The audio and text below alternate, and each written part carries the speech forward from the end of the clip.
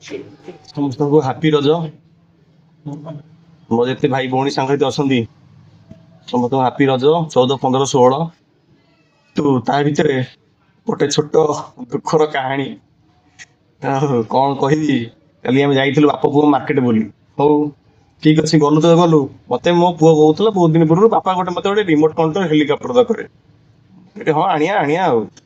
ହଉ ଚାଲ ନେଇଯିବା ଆଉ। କାଲି ଆମେ ନେଇକି ଆସିଲୁ। ବଢିଆ ଉଡୁଥିଲା। ମାର୍କେଟରେ ଟିକେ ଟେଷ୍ଟ କଲୁ, ଭଲ ଚାଲିଲା। ତାପରେ ଘରକୁ ଆଣିଲୁ, ଘର ଭିତରେ ତାକୁ ଉଡେଇଲୁ, ବଢିଆ ଉଡିଲା। ତାପରେ ଆମେ ଚିନ୍ତା କଲୁ ବାହାରେ ନେଇ ଉଡେଇବା।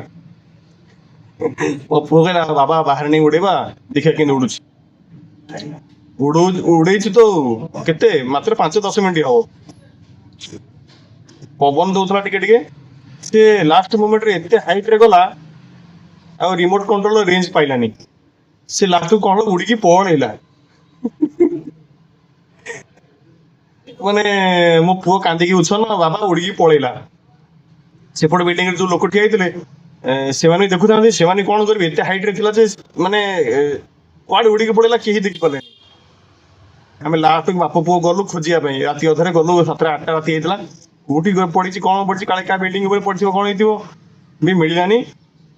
ଆଉ ପୁଣି ଆଜି ସକାଳେ ବି ଗଲୁ ଖୋଜିବା ପାଇଁ ଯେ ମିଳିଲାନି। ସମସ୍ତଙ୍କ ମନ ଦୁଃଖ। ମୋ ପୁଅର ମନ ତ ଭାରି ଦୁଃଖ, ବାବା ଆଉ ଆମେ ଆଉ ଗୋଟେ ଆଣିବା, ଆଉ କୁଆଡେ ପଳେଇଲା। ମୁଁ କହିଲି କଣ କରିବା, ଆମ ହାତରେ କଣ ଅଛି ଆଉ। ଭାଇ ଗୋଟେ କଥା, ଇଏ ତ ଗୋଟେ ଗଲା, ମାନେ ଯାହା ଆମ ସହିତ ଘଟିଲା, ମୁଁ ତ ସେଇଟା ଆପଣଙ୍କୁ ସେୟାର କଲି। କିନ୍ତୁ ଏଥିରୁ ଆଉ ଗୋଟେ ମୋରାଲ ଷ୍ଟୋରି କଣ, ଯୋଉଟା ଆପଣଙ୍କ ହାତ ପାଖରେ ଅଛି ନା ସେଟା ଆପଣଙ୍କର। ଯୋଉଟା ଉଡିଗଲା ଉଡିଗଲା, ଆଉ ତାର ଆଶା ରଖିବେନି।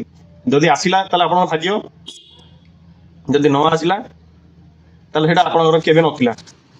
ଏଇଟା ମୁଁ ଶୁଣିଥିଲି, ଗୋଟେ କୋଟେସନ ଲେଖା ହେଇଥିଲା, କିନ୍ତୁ ଏଇଟା ଆଜି ମୁଁ ମାନେ ନିଜେ ଅନୁଭବ କଲି। ଯେ ପୁରା ହଉ ଭାଇ ରହିଲି। ସାଙ୍ଗସାଥି ମାନେ, ଯାହା ଆପଣ ଯଦି ଭଲ ଲାଗିବ ତାହେଲେ ଲାଇକ୍ କରିବେ, କମେଣ୍ଟ କରିବେ। ଜିନିଷ ଏଟା ହଉଛି ରିଏଲିଟି ଫ୍ୟାକ୍ଟ, ଆଉ କିଛି ବି ନୁହଁ।